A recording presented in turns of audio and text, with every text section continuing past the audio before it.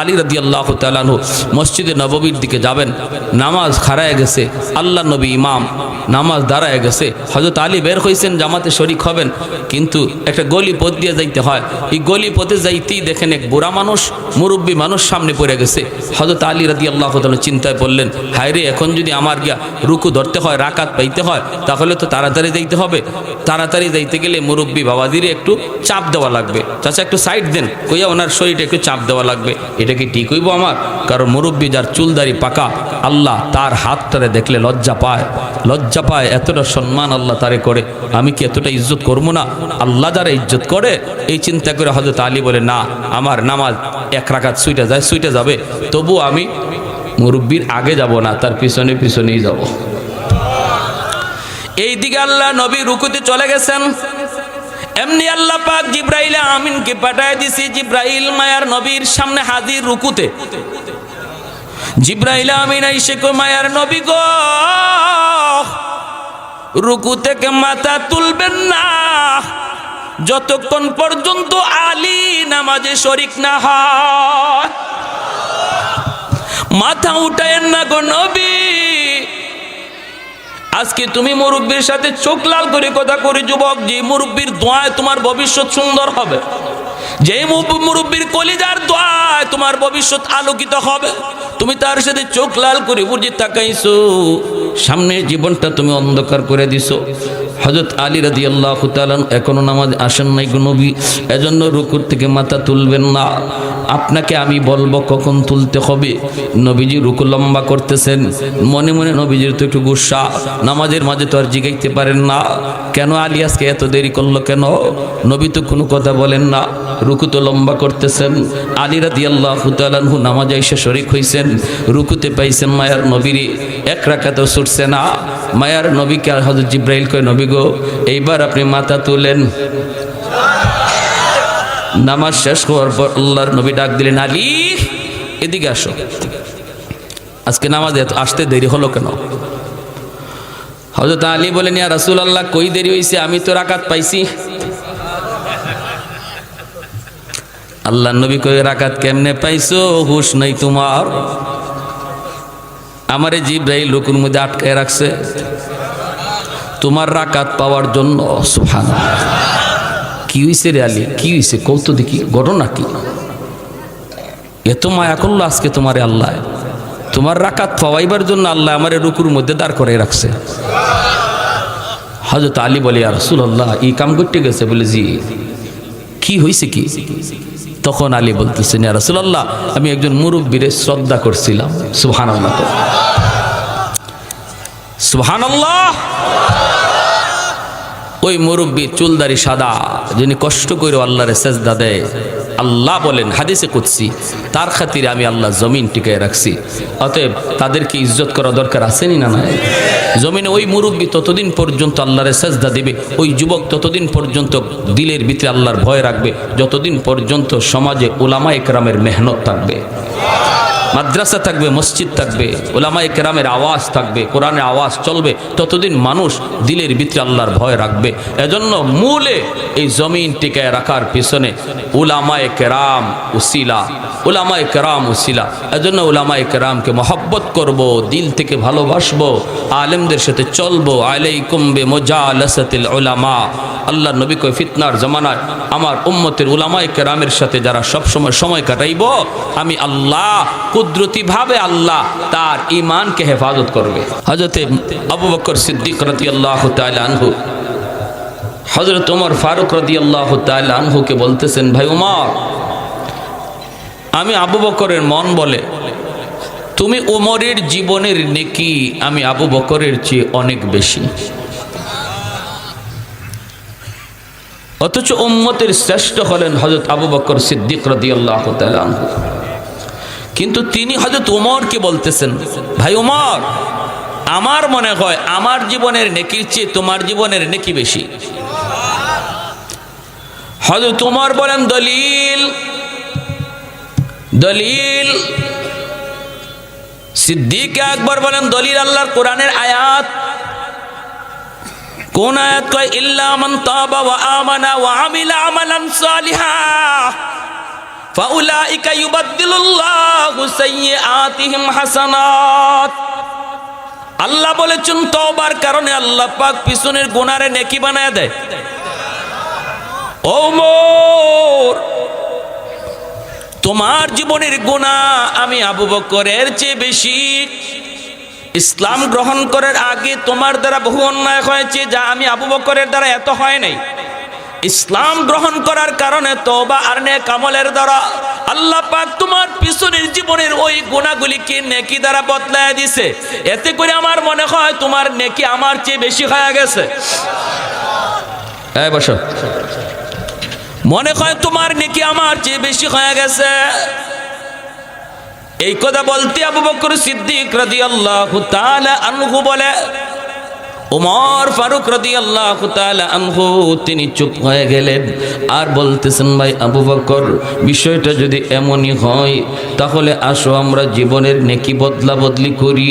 আমি ওমর আমার জীবনের সব নেকি তোমাকে দিয়ে দিব, বিনিময়ে তুমি আমাকে শুধু তোমার জীবনের এক রাতের নেকি দিবা। সুবহানাল্লাহ ওয়া বিহামদিহি, সুবহানাল্লাহ। সিদ্দিক আকবর বলে, ভাই উমর, এটা কোন রাত? হযরত উমর বলে, সেই রাত হলো আমার মায়ের নবীর সাথে হিজরতের রাত।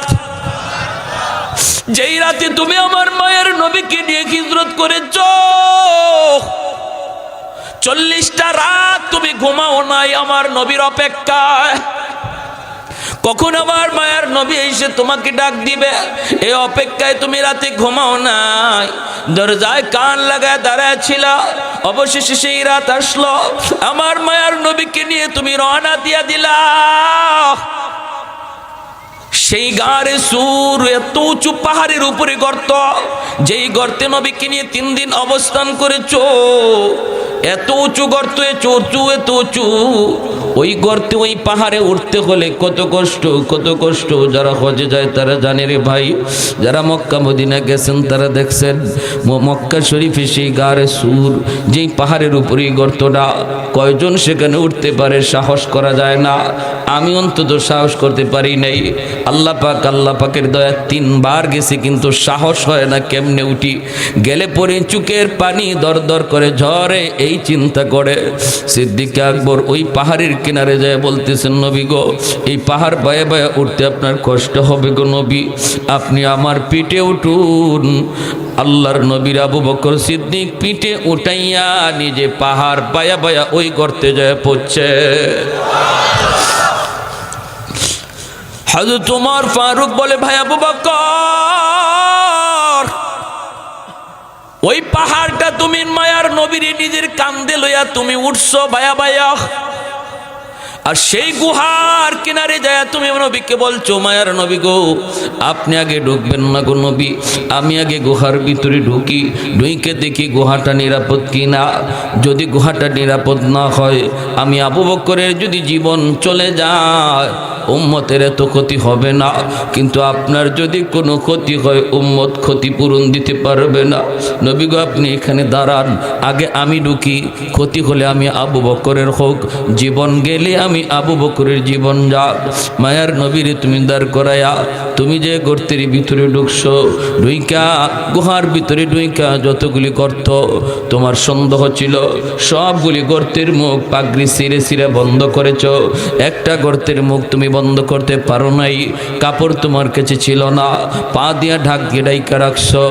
যদি গর্তের ভিতরে কোনো সাপ অথবা বিচ্ছু থাকে, আমি আবু বকরের পায়ে দংশন দিল কোনো অসুবিধা নাই, কিন্তু আমার মায়ার নবীর যেন কোনো ক্ষতি না হয়, সেই গর্তের মুখটা পা দিয়া বন্ধ করে রাখছো। এরপরে আমার মায়ার নবীর ভিতরে ঢুকাইয়া, ঘুমের প্রয়োজন ছিল তোমার বেশি, কিন্তু নিজে না ঘুমাইয়া নবীরে ঘুম পাড়াইছো। তোমার উরুতে আমার মায়ার নবীর ঘুম পাড়াইছো, তোমার উরুতে আমার মায়ার নবীর তুমি ঘুম পাড়াইছো। এই ফাঁকে বিষাক্ত সাপ তোমারে কামড় দিল, বিষের যন্ত্রণায় তুমি অস্থির। এরপর তুমি বডি নাড়াচড়া করো না, বডিটা নাড়াচড়া করো না, বিষাক্ত সাপের যন্ত্রণা তুমি হজম করেছো। বডি নাড়াও নাই, কারণ নাড়াইলে আমার রহমতের নবীর ঘুম ভেঙে যাবে, আমার মায়ার নবীর ঘুম ভাঙবে। এজন্য তুমি বডি নাড়াও নাই, বডি নাড়াও নাই। ও ভাই আবু বকর, আমি উমর আমার জীবনের সব নেকি তোমারে দিয়া দিলাম, শুধু ওই রাতের নেকিটা আমি উমরকে দিয়া দাও। सिद्दीक तेरा नाम से इस्लाम रहेगा, सिद्दीक तेरा नाम से इस्लाम रहेगा, दुनिया की सदाकत में तेरा नाम रहेगा, दुनिया की सदाकत में तेरा नाम रहेगा, फारूक तेरा नाम से इस्लाम रहेगा, दुनिया की अदालत में तेरा नाम रहेगा, उस्मान तेरा नाम से इस्लाम रहेगा, दुनिया की सखावत में तेरा नाम रहेगा, हैदर तेरा नाम से इस्लाम रहेगा, दुनिया की शजाअत में तेरा नाम रहेगा, मुआविया तेरा नाम से इस्लाम रहेगा, दुनिया की सियासत में तेरा नाम रहेगा। একটু জোরে সুরে কোন আল্লাহু আকবার, আর একটু জোরে আল্লাহু আকবার। সিদ্দিক আকবর বলেন, ভাই উমর, এই যদি হয় তোমার প্রস্তাব, তাহলে আমি আবু বকর নিজেও জানি না ওই হিজরতের রাতে আমার কি পরিমাণ নেকি হয়েছে। বদলা বদলি কইরা আমি ঠকবো না জিতবো আমি নিজেও জানি না। চলো দুজন মায়ার নবীর কাছে যাই, ওই রাতে আমার নেকি কি পরিমাণ আগে বুঝি। আল্লাহ নবীর কাছে দুজন চলে আসলেন। মায়ার নবী দয়ার নবী বলেন, দুজন ঘটনা কি, কেন, কি জন্য? সিদ্দিক আকবর বলেন, ইয়া রাসূলুল্লাহ, ওগো নবীজি, আমরা আমাদের জীবনের নেকি বদলা বদলি করতে চাই। ওমর তার জীবনের নেকি আমাকে দিতে চায়, আর ওমর আমার জীবনের নেকি সব চায় না, শুধু এক রাতের নেকি চায়, এক রাতের নাকি। অথচ আমি নিজেও জানি না ওই রাতে আমার কি পরিমাণ নেকি হয়েছে। এটা বুঝতে আপনার কাছে এসেছি গো নবী। আল্লাহর নবী রহমতের নবী বলেন, ভাই আবু বকর, কোন রাতের কথা বলছো? সিদ্দিক আকবর বলেন, নবী গো, সেই রাত হলো আপনার সাথে হিজরতের রাত, আপনার সাথে হিজরতের রাত। দিনের নবী মায়ার নবী তখন বলেন, আবু বকর, আমি বলবো না তুমি বদলাও, আমি এ কথাও বলবো না বদলাও না, আমি কোনো কথাই বলবো না। সিদ্ধান্ত তোমরা দুজন মায়ার নবীর বড় কাছের, ঠিক না? আল্লাহর নবীর বড় প্রিয়। চারজন খলিফার মধ্যে প্রথম দুই খলিফা মায়ার নবীর শ্বশুর, পরের দুই খলিফা আমার নবীর দামান। আবু বকর সিদ্দিক নবীজির শ্বশুর, হযরত ওমর ফারুক রাদিয়াল্লাহু তাআলা আনহুমা এই দুজন মায়ার নবীর শ্বশুর, ওসমান গনি আর হযরত আলী রাদিয়াল্লাহু তাআলা আনহুমা এই দুইজন মায়ার নবীর দামান। নবীজি আবু বকর সিদ্দিক আর হযরত ওমর ফারুক শুধুমাত্র শ্বশুর তা না, বন্ধু। এমন প্রিয় একজন ডান হাত মায়ার নবীর, আরেকজন বাম হাত। নবীজির ডান বাম আজও নবীজির সেই দুই সঙ্গী, নবীজির সেই দুই বন্ধুকে নিয়ে আমার আপনার নবী রওজায় আতহারে শুয়ে আছেন। সুবহানাল্লাহ। সেই দুই বন্ধুকে নিয়েই মায়ার নবী সেখানে শুয়ে রয়েছেন।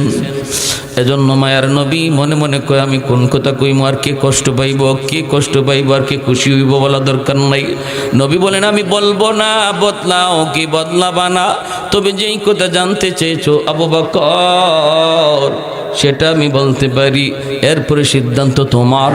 জানুনি হিজরতের রাতে তোমার এক রাতে কি পরিমাণ নেকি হয়েছে? রে আবু বকর, শোনো শোনো, গোটা উম্মতের নেকি যদি এক পাল্লায় রেখে দেওয়া হয়, আর তোমার এক রাতের নেকি এক পাল্লায় রাখা হয়, তোমার পাল্লা ভারী হবে। আল্লাহু আকবার। এজন্যই বলতেছি হযরত আবু বকর কয়ে ভাই ওমর তাহলে আমি রাজি না আমরাও যদি এখানে বসে দিলে নিয়তটা করি আল্লাহ যা করেছি ভুল করেছি মালিক আর করবো না সাথে সাথে আল্লাহ পাক রব্বুল আলামিন তোমার আমার নামটা আল্লাহ ওলির খাতায় তুলবে কেন? কারণ পিছনের সব গুনাহ নেকি হয়ে যাবে, সব গুনাহ নেকি হয়ে যাবে। এজন্যই আল্লাহর ওলি হয় এত সহজ। মুসা আলাইহিস সালাম তিনি তো আল্লাহ পাকের একজন জলিলুল কদর পয়গম্বর, কালিমুল্লাহ যার উপাধি। অসুবিধা দিতেছে আপনাদের? একটু আগে পিছনে ভাইয়েরা অনেক দাঁড়ানো, তো আমরা আরেক বাইরে জায়গা দিলে আল্লাহ আমাকে জান্নাতে জায়গা দিবে। লা ইলাহা ইল্লাল্লাহ, লা ইলাহা ইল্লাল্লাহ। পিছনে ভাইয়েরা একটু চাপ দেন।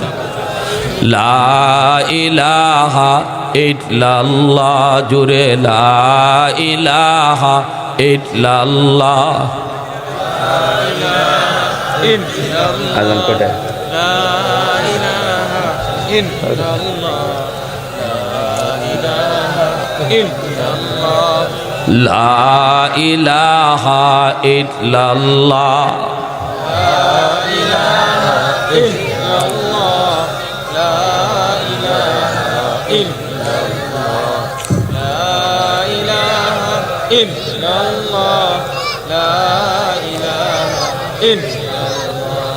লা ইলাহা ইল্লাল্লাহ মুহাম্মাদুর রাসূলুল্লাহ সাল্লাল্লাহু আলাইহি ওয়াসাল্লাম। আল্লাহু রাব্বুনা মুহাম্মাদ নাবিয়ুনা, আল্লাহু রাব্বুনা মুহাম্মাদ নাবিয়ুনা। নাহনু নুতিউহুমা নাহনু কুল্লুন হিজবুল্লাহ, লা ইলাহা ইল্লাল্লাহ ওয়াতাসিম বিহাবলিল্লাহ মুজাহিদ ফি দীনিল্লাহ, লা ইলাহা ইল্লাল্লাহ, লা ইলাহা ইল্লাল্লাহ, লা ইলাহা ইল্লাল্লাহ, লা ইলাহা ইল্লাল্লাহ, লা ইলাহা ইল্লাল্লাহ, লা ইলাহা ইল্লাল্লাহ, লা ইলাহা ইল্লাল্লাহ মুহাম্মাদুর রাসূলুল্লাহ সাল্লাল্লাহু আলাইহি ওয়াসাল্লাম। ওই পিছনে বাচ্চারা চিল্লায়, একটু খেয়াল রাখেন। সাইডে ওই যে সাইডে পশ্চিম সাইডে চিল্লাইতেছে। মুসা আলাইহিস সালাম উপাধি হলো কালিমুল্লাহ। 4000 বার আল্লাহর সাথে তিনি জমিনে বসে কথা কইছেন। মুসা আলাইহিস সালাম এরকম আল্লাহকে বিভিন্ন প্রশ্ন করতেন। একদিন আল্লাহরে মুসা আলাইহিস সালাম প্রশ্ন করেন, প্রশ্নটা শুনেন কি জাত প্রশ্ন। আল্লাহর সাথে কথা বলতে পারেন বিধায় মাঝে মাঝে এমনও কিছু প্রশ্ন করতেন। আল্লাহকে বলতেছেন, আল্লাহ বলে কি হইছে? আমি যদি খুদা হইতাম আর তুমি যদি বন্দা হইতা, ওইসিনি কথা কি দেখেন আপনারা, কথাটা দেখছেন নি? আল্লাহ কিতা হুশ আছেন নি বলে আমার পরের কথা শুনতে। আমি যদি খুদা হইতাম তুমি যদি বন্দা হইতা, আমার কাছে কিতা চাইতায়? মুসা আলাইহিস সালামের উদ্দেশ্য ছিল দেখি আল্লাহ কিতা কয়, যেটা কইব এটা আমি আল্লাহর কাছে চাইব। সুবহানাল্লাহ, জোরে কয়। আরে আমার বুদ্ধি দিয়ে আমি চাই কি করতাম, দেখি না আল্লাহ কোনটা চায়, আমিও এটাই চাইব। তো আল্লাহ পাক রব্বুল আলামিন কয়, মুসা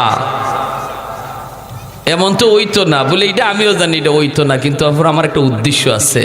আল্লাহ কয় যদি এমন ওইতো তাহলে আমি তোমার কাছে সুস্থতার নিয়ামত চাইতাম। সুবহানাল্লাহ। সাথে সাথে মুসা আলাইহিস সালাম কয়, আল্লাহ আমি তোমার কাছে সুস্থতার নিয়ামত চাই। সুস্থতা এত বড় নিয়ামত, সুস্থ থাকলে তো নমাজ কালাম বন্দিগি, ঠিক না? অসুস্থ হয়ে গেলে পরে নামাজও কষ্ট হয়, মজা পাওয়া যায় না। হ্যাঁ, এই অবস্থার মধ্যে সুস্থতা এত বড় নিয়ামত, এত বড় নিয়ামত। এজন্য আল্লাহর কাছে সুস্থতার নিয়ামত বেশি বেশি চাইতে হবে। মুসা আলাইহিস সালাম একদিন কইতেছে, আল্লাহ বর্তমান জমানার সবচেয়ে বড় নাফরমান কেডা আমার একটু দেখাইবা? সবচেয়ে বড় নাফরমান এই জমিনে, এর চেয়ে বড় নাফরমান আর কেউ নাই, এর আমি একটু দেখতাম। আল্লাহ কয় তোমার শখ করছে বলে জি, তার একটু দেখতাম। আল্লাহ বলেতে যাও, ও 3 রাস্তার মোড়ে যায় দাঁড়াও, দেখবা একটা লোক বাচ্চা কোলে লইয়া পাহাড়ের দিকে যাইতেছে। এই লোকটাই হলো বর্তমান জমানার সবচেয়ে বড় নাফরমান, সবচেয়ে বড় নাফরমান। আমি আল্লাহ তার উপরে খুব গুসা। মুসা আলাইহিস সালাম এই জায়গায় তিনি দাঁড়ালেন, দাঁড়ায় তিনি দেখতেছেন লোকটা যাইতেছে, চেহারার দিকে শুধু তাকালেন, তারপরে চলে আসলেন। চেহারাটা দেখাই তার উদ্দেশ্য ছিল, দেখে ফেললেন। এইবার আল্লাহর কাছে প্রশ্ন করেন মালিক, বিকালবেলা প্রশ্ন করেন মালিক, সকালে দেখছি দুনিয়ার সবচেয়ে বড় নাফরমান, এখন বিকালে দেখতে চাই আমি দুনিয়ার সবচেয়ে বড় ওলিকে। কার উপরে তুমি সবচেয়ে বেশি খুশি তারও একটু দেখতাম। আল্লাহ কই যেখানে সকালে দাঁড়াইছো ওখানেই যে দাঁড়াও, দেখবা ওই দিক থেকে একটা মানুষ আসতেছে, এই মানুষটাই হলো আমার কাছে সবচেয়ে প্রিয়। মুসা আলাইহিস সালাম দাঁড়ায় রইছেন অপেক্ষায়।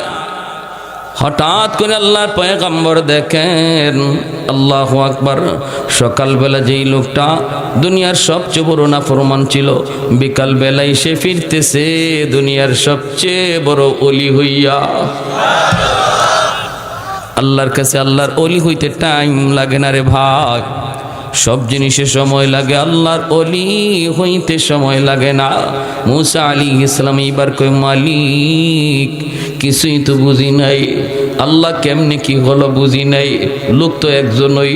আল্লাহ পাক কয় মুসা তাহলে শোনো, আমার বান্দা গুনার কথা মনে কইরা অনুতপ্ত হইয়া তওবা করার নিয়তে বাচ্চাটা কোলে নিয়ে জঙ্গলের দিকে রওনা দিছি। নির্জন জায়গায় গিয়া আমার কাছে তওবা করব, আর নিজের কান্নার সাথে বাচ্চাটারে আমিন কইব। সুবহানাল্লাহ। এই নিয়তে বাচ্চাটারে নিয়ে ঘর থেকে বের হয়ে গেছে, কান্না করে করে পাহাড়ের উপরে উঠলো। বাচ্চাটাই কয় আব্বু এত বড় পাহাড়, এর চেয়ে বড় কি আছে? কয় জমিন। বাবা এর চেয়ে বড়? কয় এর চেয়ে বড় সাগর। এর চেয়ে বড়? কয় আসমান। এর চেয়ে বড়? কয় এর চেয়ে বড় তোমার বাবার গুনাহ। এই কথা কইয়েই কান্না শুরু করে দিছে রে। রব্বুল আলামিন কয় এখনো জমিনের মধ্যে আমার কিছু বান্দা বান্দি আছে, বৃদ্ধ বান্দা বান্দি, চুল দাড়ি তার সাদা হয়ে গেছে, কোমরে তার ব্যথা, হাঁটুতে জয়েন্টে জয়েন্টে ব্যথা, রুকু করতে কষ্ট হয়, সেজদা দিতে তার কষ্ট হয়। এরপর আমার বান্দা কষ্ট করে করে আমি আল্লাহর কদমে সেজদা দেয়, চারে বৈশা নামাজ পড়ে না, কষ্ট করো আমাকে কুদরতি কদমে সেজদা দে। তার সেজদার দিকে তাকাইলে জমিনের প্রতি আমার মায়া লেগে যায়। আল্লাহ পাক বলে এখনো জমিনে এমন কিছু যুবক আছে যে যুবক যৌবনের পাগলামি করে না, যেই যুবক যৌবনের পাগলামি করে না, যৌবনে সে আমাকে ডরায়, যৌবনে সে আমার ভয় অন্তরে রাখে, অন্তরের ভিতরে আমি আল্লাহর ভালোবাসা, অন্তরের ভিতরে আমি আল্লাহর মহব্বত, আমার রসুলের ভালোবাসা। না না, দুনিয়ার নাপাক ভালোবাসা অন্তরে জন্ম দেয় না, দুনিয়ার নাপাক পচা গান্দা ভালোবাসা তার অন্তরে নাই, তার অন্তরে আমি আল্লাহর পাক পবিত্র ভালোবাসা। ওই যুবকের কলিজার দিকে তাকাইলো আমি আল্লাহ, জমিনের প্রতি আমার মায়া লেগে যায়। আল্লাহ বলেন আরেকটা শ্রেণী হলো প্রতিটা ঘরে ঘরে কিছু শিশু বাচ্চা আছে, অবুঝ বাচ্চাগুলি, এদের উপরে শরীয়তের বিধান নাই। ওয়াল আতফালু রুদ্দা, আল্লাহ বলে অবুঝ বাচ্চাগুলির উপরে শরীয়তের বিধিবিধান নাই, হালাল হারাম নাই, জায়েজ না জায়েজ নাই। বাচ্চাটার উপরে রমজানের রোজা ফরজ না, বাচ্চাটার উপরে রমজান নামাজ ফরজ না, যখনই জমিনে আযাব আর গজব নামে, এই আযাব গজব আসতেছে তার বাপের গুনার কারণে, আযাব গজব আসতেছে তার মার গুনার কারণে। বাচ্চাটার কোনো অপরাধ নাই, কিন্তু গজবের ভিতরে বাপ মার সাথে বাচ্চাটাও গজবে পুইরা যায়, অথচ আর কোনো দোষ নাই। ওই বাচ্চারা টুট ভাঙ্গা কান্না দেখলে আমি আল্লাহর জমিনের প্রতি মায়া লেগে যায়। আল্লাহ পাক বলে জমিনে কিছু পশু পাখি আছে, এই পশু পাখির উপর শরীয়তের কোনো বিধিবিধান নাই। এরা যতদিন আছে জমিনে পশু পাখিও গজবের মধ্যে শামিল হয়ে যায়, পশু পাখিও গজবে শামিল হয়ে যায়, অথচ এদের তো কোনো অন্যায় নাই। ওই পশু পাখি গরু ছাগল হাঁস মুরগির দিকে তাকাইলো, এই জমিনের প্রতি আমি আল্লাহর মায়া লাগে। যদি এই চার শ্রেণী জমিনে না থাকতো লাজালতুস সামাআ হাদিদা, আসমানকে আমি আল্লাহ লোহা বানাই দিতাম। ওয়াল আরদা খাফসাফা ওয়াত তুরাবা রামাদা। এবার দেখেন আল্লাহর গুসার কথা আল্লাহ বলতেছি, আল্লাহ গুসার কথা আল্লাহ বলতেছি। কেমন গুসার কথা আল্লাহ কয়, লাজালতুস সামাআ হাদিদা, আসমানকে আমি লোহা বানাই দিতাম। যেই পরিমাণ গুনাহ জমিনে হইতেছে আসমান লোহা হয়ে যাইত। ওয়াল আরদা খাফসাফা ওয়াত তুরাবা রামাদা, জমিন তামা হয়ে যাইত তামা। ওয়ামা আনজালতু মিনাস সামাই কাতরা ওয়ামা আম্বাতু মিনাল আরদি নাবাতা, এক ফোঁটা রহমতের বৃষ্টি আমি জমিনে দিতাম না, বছরকে বছর বছরকে বছর চলে যেত, বৃষ্টি হতো না, জমিন থেকে একটা শস্যের দানা উঠতে দিতাম না। বাল আনজালতু আলাইকুমুল আযাবা সাব্বা, বরং পরপর জমিনে গজব আর গজব নামতো। কেন গজব এইভাবে নামে না? যেই হারে গুনাহ হয় এই হারে কেন জমিনে গজব আসে না? আল্লাহ বলে এই চার শ্রেণীর কারণে, এই চার শ্রেণীর কারণে। এজন্য মুরব্বীদেরকে যুবক শ্রদ্ধা করবা। যেই মুরব্বীর চুল পেকে গেছে, দাড়ি পেকে গেছে, এই মুরব্বীকে শ্রদ্ধা করবা, সাবধান বেয়াদবি করবা না। ইনি কষ্ট করে সেজদা দে, এই সেজদার খাতিরে আল্লাহ আসমান টিকায় রাখছে। এ যুবক, যেই যুবক মসজিদে যায়, নামাজ পড়ে, আল্লাহকে ডরায়, ওই যুবকগুলিরও তোমরা মায়া কইরো, মায়া কইরো, তাদের সাথেই চইল। সঙ্গী কারে বানাইবা, কারে বানাইবা? বন্ধু তুমি কারে বানাইবা একটু খেয়াল করে দেখো, সে নামাজি নাকি বেনামাজি। বেনামাজি যুবকটারে তুমি বন্ধু বানায়ও না, নামাজি যুবকটার সাথে তুমি চলো। আল্লাহরে যেই যুবক ভয় করে তার সাথেই সময় দাও, তার সাথে সময় কাটাও, কারণ তার খাতিরে আল্লাহ জমিন টিকায় রাখছে। জমিন বাচ্চাগুলিরে মারধর করবেন না, বাচ্চাগুলির আদর করবেন, বাচ্চাগুলির ধমক দিবেন না। বাচ্চারা দুষ্টামি করবেই, কিন্তু ওরা নিষ্পাপ, ওরা মাসুম। ওদেরকে যত মায়া করবেন আল্লাহ তত খুশি হবে, কারণ তোমারে আমারে আল্লাহ এখনো ফসলি জমিন দিয়া খাওয়ায় এই ঘরের শিশু বাচ্চাটার খাতিরে। পশু পাখিরে যেভাবে খুশি ভাবে মাইরেন না, গরুটারে অযথাই পিটায়েন না, পিটায়েন না। জানেন আল্লাহ আমারে খাওয়াইতেছে, তোমারে খাওয়াইতেছে এই গরু ছাগলের উসিলায়। অতএব এরা হাইওয়ান হলো, এদের উপরে জুলুম করা যাবে না, অত্যাচার করা যাবে না, কষ্ট পাবে, কষ্ট পাবে। আমার ভাইয়েরা, মুরব্বীদের শ্রদ্ধা করবা, যুবক মুরব্বীদের শ্রদ্ধা করবা। হযরত আলী রাদিয়াল্লাহু তাআলা আনহু, একটা ঘটনা বলে শেষ দিচ্ছি। আলী রাদিয়াল্লাহু তাআলা আনহু মসজিদে নববীর দিকে যাবেন, নামাজ খারায় গেছে, আল্লাহ নবী ইমাম, নামাজ দাঁড়ায় গেছে। হযরত আলী বের হয়েছেন জামাতে শরীক হবেন, কিন্তু একটা গলি পথ দিয়ে যাইতে হয়। এই গলি পথে যাইতেই দেখেন এক বুড়া মানুষ, মুরব্বী মানুষ সামনে পড়ে গেছে। হযরত আলী রাদিয়াল্লাহু তাআলা চিন্তায় পড়লেন, হায় রে, এখন যদি আমার গিয়া রুকু ধরতে হয়, রাকাত পাইতে হয়, তাহলে তো তাড়াতাড়ি যাইতে হবে। তাড়াতাড়ি যাইতে গেলে মুরব্বী বাবাদিরে একটু চাপ দেওয়া লাগবে। চাচা একটু সাইড দেন কইয়া ওনার শরীরটা একটু চাপ দেওয়া লাগবে। এটা কি ঠিক হইব আমার? কারণ মুরব্বী যার চুলদারি পাকা, আল্লাহ তার হাতটারে দেখলে লজ্জা পায়, লজ্জা পায়। এতটা সম্মান আল্লাহ তারে করে, আমি কি এতটা ইজ্জত করবো না? আল্লাহ যারা ইজ্জত করে, এই চিন্তা করে হযরত আলী বলে, না, আমার নামাজ এক রাকাত ছুটে যায়, ছুটে যাবে, তবু আমি মুরব্বীর আগে যাব না, তার পিছনে পিছনেই যাব। এই দিকে আল্লাহ নবী রুকুতে চলে গেছেন, এমনি আল্লাহ পাক জিব্রাইল আমিনকে পাঠায় দিছি। জিব্রাইল মায়ার নবীর সামনে হাজির রুকুতে। জিব্রাইল আমিন আইসে কো, মায়ার নবী গো,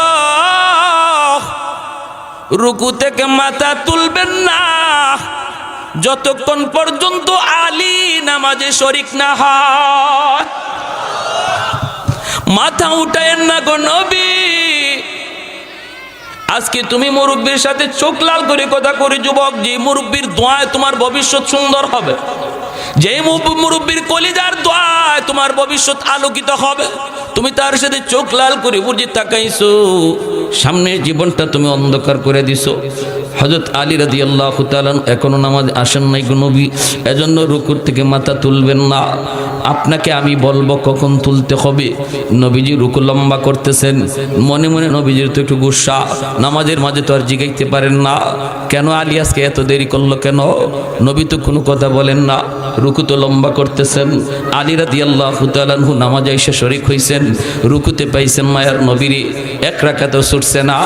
মায়ার নবীকে আর হযরত জিবরাইল কয়, নবী গো এইবার আপনি মাথা তুলেন।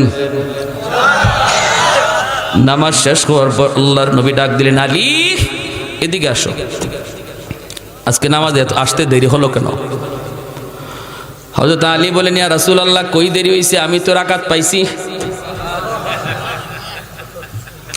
আল্লাহর নবী কই, রাকাত কেমনে পাইছো, হুশ নাই তোমার? আমারে জিবরাইল রুকুর মধ্যে আটকায় রাখছে তোমার রাকাত পাওয়ার জন্য। সুবহানাল্লাহ। কি হইছে রে আলী, কি হইছে কৌতো দেখি, ঘটনা কি? এত মায়া করলো আজকে তোমারে আল্লাহ, তোমার রাকাত পাওয়াইবার জন্য আল্লাহ আমারে রুকুর মধ্যে দাঁড় করে রাখছে। হযরত আলী বলে, ইয়া রাসূলুল্লাহ এই কাম করতে গেছে? বলে জি। কি হইছে কি? তখন আলী বলতেছেন, ইয়া রাসূলুল্লাহ আমি একজন মুরব্বীরে শ্রদ্ধা করছিলাম। সুবহানাল্লাহ, সুবহানাল্লাহ।